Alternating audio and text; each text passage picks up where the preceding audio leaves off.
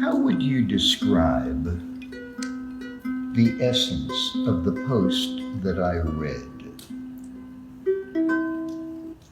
The essence of the post you read, well, I think the title had something to do with creating the post-patriarchy.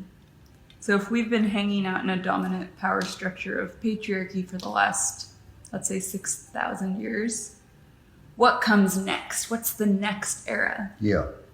And so I call that the post-patriarchy. It's kind of like postmodernism, but different. And yeah, so one distinction I make as well, when I talk about patriarchy, it's really talking about a dominant power structure. It's not about men versus women or women versus men. I think that conversation where genders are pitted against each other is part of that old structure that I'm hoping we can transcend. Yeah. You know, it's a fact that white women voted for Trump. And that's not a aspect of patriarchy. I don't know what is. So in other words, this idea that women can transcend that old paradigm and we don't really need anyone's permission. The last thing we should be doing is saying, hey, blaming men for whether we claim our own power for ourselves or not.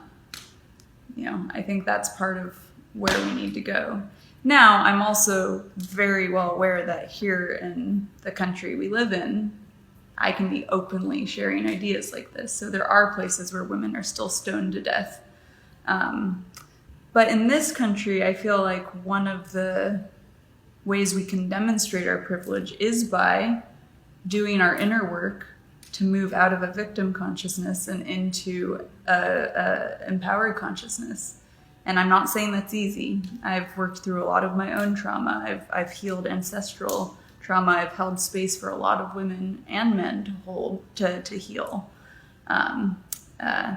whatever they need to heal. But then there comes a certain point where you can take 100% complete responsibility for your experience of yourself. And that's where a lot opens up.